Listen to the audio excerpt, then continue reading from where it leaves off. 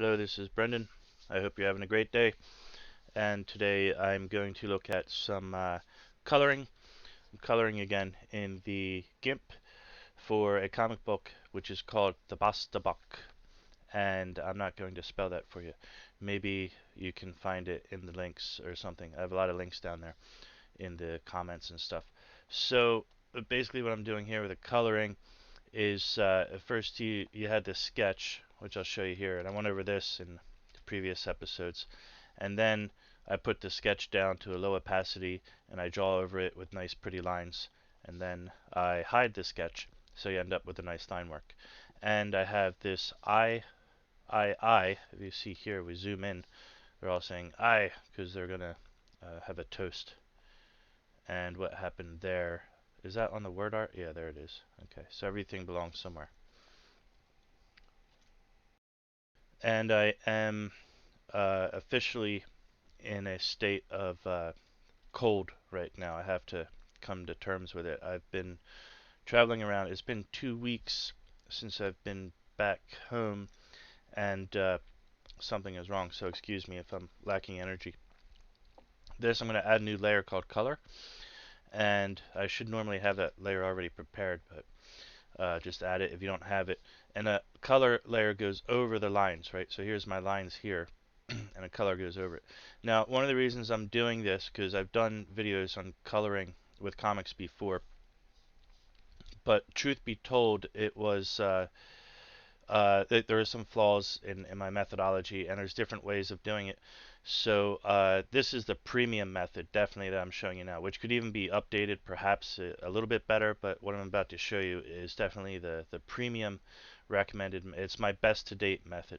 And previous methods, I mean, they have it already. You can go anywhere, say how to color a comic. It's all over the place. But we're using the GIMP, which is a little bit different, and also some people get it right, some people get it wrong. Here, I'm going to tell you how and why it's better, and we'll break it down a little better. Because a lot of people, they just tell you what to do, they don't tell you why. So I'm going to tell you why. Okay, so the first character I want to color here is Aleph. And for starters, the first thing I want to do, knowing that I have this all well drawn out as it should be, and I'm basically finished with drawing. I'm not going to do any more drawing on this page. I probably should, but I'm not going to. I might, add a little background later where obviously I need some. But for now, I'm just doing that. So with that being the case, I'm going to close all the lettering. I wanted my lettering on while I was drawing so I could see which space would be taken up and know where I could, fit the characters appropriately. But now I'm done with drawing, so I'm going to turn that off.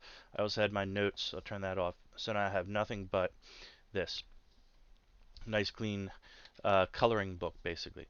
All right, and I have you don't have to do this, but this is something I do, which is also highly recommended. I keep a list of all the main characters open, and you can even add things to this, like particular vehicles or items. And the reason I'm keeping this open is so that I can come and select the color really quickly. Because if I'm over here and let's say I need to color her hat, I want her hat to be the same exact color every time I draw it, but how am I going to do that? If I open here and I just have to eyeball it, it's going to be a little different every time. So I open up, well, first of all, you have to organize one of these, and you have to draw them all and stuff, but it's worth the time if you're going to be drawing hundreds of pages of these characters. So I select the color for a hat, and go over here, and of course we love to use the paint bucket tool, but this is where we get into the details.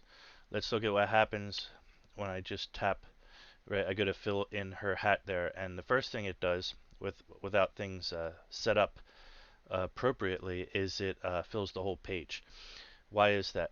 Well, I'm going to undo that. That's because I don't have sample merge selected. What sample merge does is it makes sure that uh, you're paying attention to all of the layers, because technically speaking, this layer that I'm drawing on, look, it's a blank canvas, and even the panels that I had there, that's also on a separate layer, right? So when I turn those on, there's two ways that I can use the selection tool. I can have it so it only fills in stuff on this layer, or that it acknowledges, all of the layers. It's not going to paint on all of the layers, but it's going to notice that there's, these lines are on the other layers. In order for it to notice that, you have to check off sample merged. So check off sample merged, and then you can, although I'm only coloring on one layer, it'll realize that the other layers have stuff in the way there, and it won't right over them. However, if I zoom in here, you can see a little white space. With this, because her hat is very light colored, it's not a big deal, so you won't even notice it that much, but you'll see it in other colors. As a matter of fact, let me go back to where I was. Let me try perhaps a darker color and fill it in. Yeah, and now you can see it. If we zoom out, it's not a big deal, but when you zoom in, and this would be noticeable if you printed this comic book, this page. If you zoom in, you can see there's a little white space in there between the black line and her hat. It didn't really, go butt to butt, and that makes sense because if you zoom in real close, you can see that there's actually a little gray because the black line is fuzzy, and I want it to be fuzzy so it doesn't look too sharp on the edges. I like it like that, and I won't go into detail about that, but there's a reason for it. So anyway, I just wanted to fill in a little bit further. How do I do that? Excuse me. I am fighting that cold, as I said. Well, I'm going to take the threshold here, and let me take the threshold and put it all the way down first and see what happens. Yeah, and now that white line is even bigger, right? So that's what the threshold does. It determines how far away from the opposing colors it's going to fill in. So let me bring that up to the number, the magic number I found to be is about 150 to 160, and we'll click that there. And there, boom, you get a really nice fill in. If you zoom in real close, you can still see a little bit of inconsistency, but it just does the trick well enough. Now, with that being the case, there's also another problem here, and that's that the layer that I'm working on is above the lines layer. I want it to be like that, but why is that? Let me fill in a couple more things here, and then we'll see why. I'm going to fill in her face. And now you're going to really notice why it's important sometimes to get your lines, to line up and to match everywhere, just where they belong like this. Because when we go to fill in with a paint bucket, this is what happens. It's going to miss all those spots. Okay, now I'm going to close the color, right? And now since the color layer is over top of that, and this is what I said before, what you can do is you can move the color under it that way, and it's a lot easier. And that's still a valid technique. It still is valid, but this is my, actually, I'm hesitating. We can do it that way, or let's try it this way. I'll do a couple of, go back up the lines. I'll do a couple of fill-ins with this technique, and I'll let you compare. So I'm going to put the lines, I'm going to put the color under the lines now. That way, because you see when it's above, the color goes over the lines. You don't want that to happen. So this way, with the color layer under the lines layer, we can still see clearly. Now what's our hair color? I'll fill that in. This might not, yeah, see, it might not work this way. I still have my sample merge on. The threshold is very high. Put that down a bit. I'm on the color layer, and then I go to fill in. Oh yeah, it works. It's okay. Maybe that threshold was a little high. Yeah, I mean, it might end up being the same. And then what I do is, I can go around. It's still a little rough around the edges, but I just have to trace that real quick if I notice anything. And then it'll be virtually perfect, just like that. So I'll just continue like this, a few more steps. I'll finish this character. Alath is her name. Just finish her. And there's a little spot there that got missed. Just fill it in. She has the blue vest. And all these details, their vest colors, everything were actually established in the game. For the mouth color, I usually just go to red and go right about in the middle. It'd be a little red and a little dark. And then if you want to, you could lighten up the tongue or something if you want with a brighter red, such as like this. Not necessary, but those little details help sometimes. I use a white for her eyes. And the eyes, I keep thinking I might come back and redo the pupils in the eyes in a different way, because eyes are important. You want them to look good, right? It's the first thing that people see. But yeah, I'm just not sure exactly. Why does her hat look so dark? Isn't that wrong? Go back to where we were here. Yep. Oh no, that actually is the right color. Why is it not? Is the threshold too high here? What happened? No, that wasn't the right color. Yeah, it should be much lighter. This one. And paint bucket. Yeah, that was way, way too dark. I don't know why that was like that. Let me look in the other. Where is she in this one? She's not on this page. Just my luck. Oh, there she is. Yeah. So there's her hat there. Just want to compare it. Yeah, that's about right. I don't know why that was the wrong color. So anyway, um, and that works just fine. That's good. But there's another way of doing it, and that's to move the color over the lines like this and change the layer to multiply.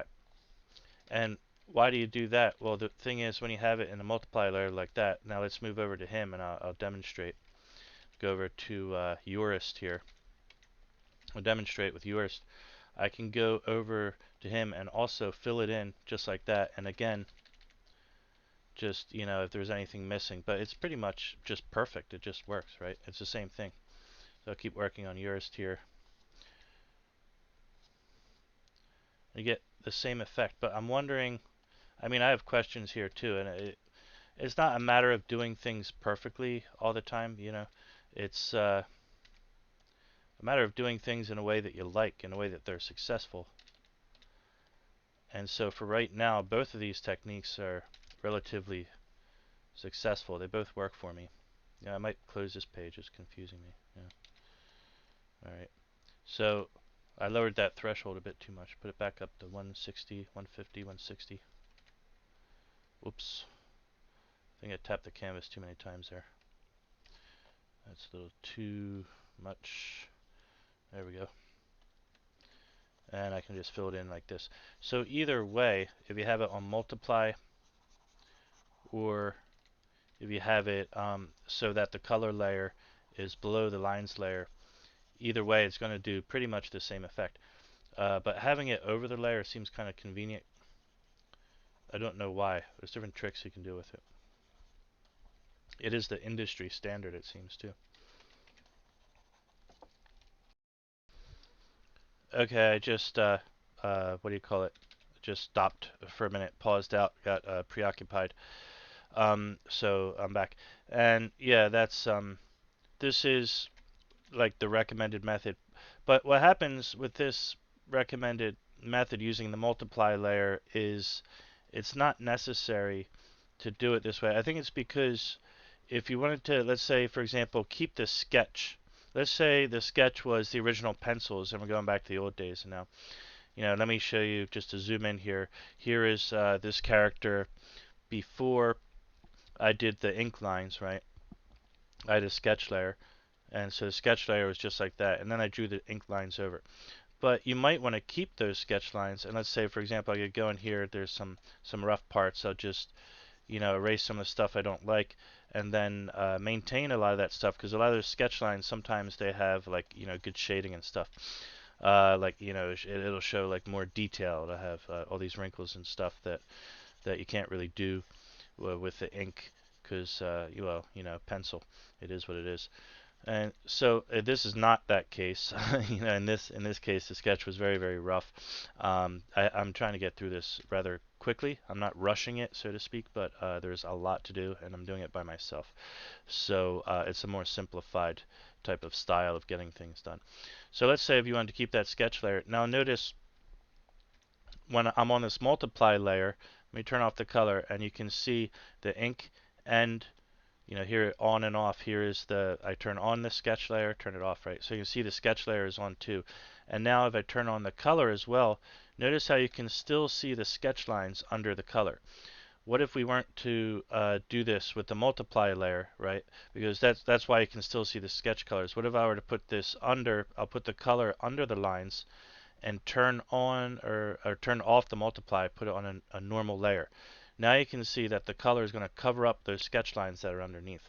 So you can't do that trick in this case.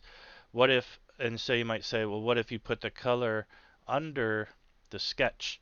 In that case, yeah, I mean, it basically comes out to the same thing. So what does that mean? What is the multiply layer doing? Is it, here it is when I put the color on top of both the lines in the sketch, so it covers the lines in the sketch. You can't see it. And then watch when I go to multiply, boom, it just flips right into, it allows all that stuff underneath. It's almost like a stained glass mirror. If you go to a church, it's like the colors are there, but they're see-through. It's allowing whatever is underneath it to come through, but only the dark things underneath. So it has sort of a blending effect, and it works well with shading and gradients and stuff like that. The thing is, in this case, and in the case of in many cases, it's just kind of unnecessary, or it doesn't matter. You can do it this way or that way. Maybe to avoid the complexity of the multiply layer, just do it the other way. You just put it underneath. Like I was saying, the most important thing is that, well, I mean, to be brutally honest here, the most important part is to be relatively fast. We don't like to hear that aspect of when it comes to drawing and art and stuff. But when it comes to comic books and this particular type of job, people make money at this, and even if you're not making money, if you just want to finish the book to share it with your friends, or publish it and just for fun, maybe it's charitable cause or something that you're doing. Even in that case, you have to think. Let me see here. This guy, yeah. Even in that case, you have to think you don't want to spend like forever on it, right? So this can take a long, long time if you don't have it organized correctly. So I think I had a lot of good tips in this video regarding that. I showed you two methods basically that you can use for coloring. I hope it wasn't too confusing. If you have any questions, just let me know. But I know sometimes watching in the video and I move too fast and things are jumping around. But basically, you have a choice of putting the color layer over the lines and add the multiply mode to it. And in that case, you can, as I'm doing now, you can just start painting right over it, and it ignores the black lines, so to speak, right? And the other way is to put the color layer under the lines, so obviously if it's under it, it won't cover the lines. The point is, you don't want to cover the lines up with the color. You want the color to be underneath. Why is that happening? Oh, there's another space there. See, now in this situation, I'll show you something else. This line here, there's a gap in it, and that's why when you go to fill it with a paint bucket, it goes through that gap, right? So what you want to do is fill that gap up. You might think, oh, if I just do this, I'll add a little color to it, fill it in here, see what happens. Nope, it still goes through. Technically speaking, it really should stop according to the rules of threshold. But I have the threshold set, according to the rules of the paint bucket. But I have the threshold set very high, and so it goes through any like colors. It goes through any like colors. So what we do is bring the threshold back down to a more normal layer, and I'll try and fill this in again, and there you go. But so in that case, when you have, instead of like going all the way back to the lines layer and connecting the line, maybe I don't want to connect that line. Maybe I like it how it's broken. So what I can do is just fill it in with a little bit of the color, and then go back to paint bucket, bring the threshold down and fill it in, and now it won't go through there. However, when you do it that way, remember that you left the threshold down, so you have to go in here and maybe trace it a little bit and get all that the extra white space out of there. And this you won't notice from a distance. By the time if you're making a web comic or we're going to print it, this little extra white space that comes in there probably won't be that noticeable. But is it worth the risk? Not really. You want to make a professional piece of work here. Why not? They say making comics, it's making art. You don't really want to rush it. So I'm going to do that again. So I have more white space there, but for the beard, do it right here. Bring the threshold down a bit. Sometimes I'll just shoot it in there, just give it a try and see if it goes through. Yep, no problems. There's no problems. And another trick, very good tip for this kind of situation. Here I have a lot of empty space, and I have to, I want to draw in around this line here, but there's a lot of detail to it. The best way to handle that is to actually get a bigger brush, just go right over it, ignore it, right? I'm going to go right over it like that, and here in this area might want to be a bit more careful. And then you go back and erase the stuff that you don't want. This is a technique I've heard other people using, and I thought about it for a while. I wasn't sure if they were right. And because I'm the kind of person who doesn't believe things until I have some scientific explanation for it, or until I can logically break it down. And so I came to the conclusion that it is correct, and here's the reason why. If you start off by just taking your time zooming in and drawing around here, you're only going to be covering in, you're going to be detailing all of the spots that you want to get. But if you just fill it in, let me make an example. Hold on, I had to get this real quick. Okay. Yeah, if you just fill it in roughly like this and come back, you only have to erase, and you might think it's about the same, that you're going to still have to detail, erase the parts that you don't want. But it's kind of hard to put into words. I have an abstract way of comprehending it. I believe it to be true, that it's just faster and easier this way. You fill in the parts that it would be one way that would definitely be particularly easier is if you made it, on another layer. Here I have to watch out for the other colors. I don't want to, blend in with those. But yeah, erasing erasing the parts, it's only on the outside. But if you're going, on the inside and trying to fill in around the lines, there's a lot more detail areas that you have to worry about, which you would not have to worry about if you just use a big brush and swipe over it all. So then, if you're only erasing the outside, you're not having to worry about a lot of the details on the inside. I think that's the best way I can put it into words. But, yeah, this is why sometimes people just like to hear that expert opinion, because you don't want to have to understand the reason why. You just want to know what is the best way. Hold my hand, tell me where to go, and I'll be done with it. So that's in my best attempt there. If that's my expert opinion, I'll just say, erase the outside. But it's not true in all cases. Not in this case where I'd have to go like this if I wanted to, zoom in and sharpen up the area around here. In that case, I wouldn't be erasing because I'm on the same layer. What I'd do is select this color and then come in and paint over the parts I don't want. That's the only subtle difference there. It just seems faster that way.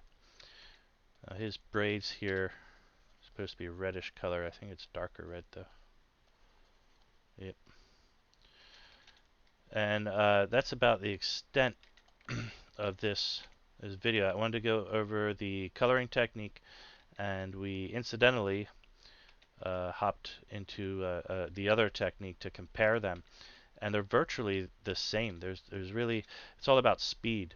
We're trying to get this done quickly, not to rush it, to say, never to rush it, but let's just say to, be more efficient, because otherwise it can take a very long time.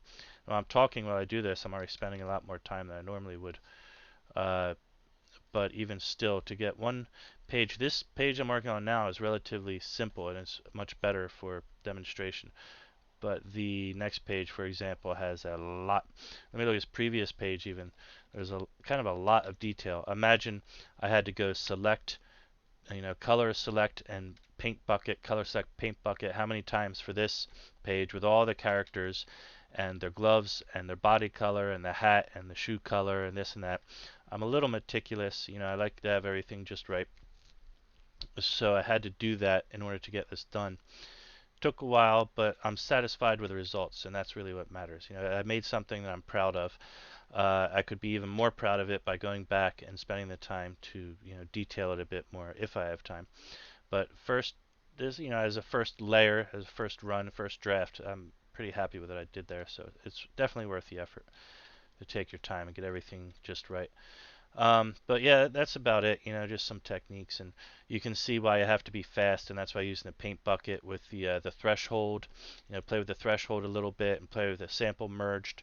We got a paint bucket over in this area. You have a sample merged means it will pay attention to all of the layers and make sure it doesn't cover up anything on any layer. And the I don't know what fill transparent area is. So yeah, I have that. Just it's basically a paint bucket lesson right there. And this might be a prelude to, I was just thinking what my next course might be about. I'm going to, if you're a member of one of my courses on Udemy, I will be updating. I know I've gotten some complaints, and people say things sometimes. I have too many O's and ums in my lessons. I, I know, and there's other ridiculous things that happen. I'm going to fix it, right? And what can I do? I've given free coupons to each and every single person in the course who signed up within the past, 3 months. If you sign up for one of my courses, then you get all the other courses for free. Not everyone, but at certain times, every once in a while, I do drop those coupons out. That's my way of saying, thanks for being cool and not giving me a hard time about stuff. I provide all this content, YouTube and the Facebook and everything. So thanks for being cool. If you need anything, let me know. My next course will probably be on how to make a comic book. As you can see, that's what I'm doing these days. And yeah, feel free to say hello or whatever if you want. I'm always around. That's it for this lesson. Again, I hope you're having a great day and keep on drawing, keep on learning, and we'll talk to you later. Goodbye.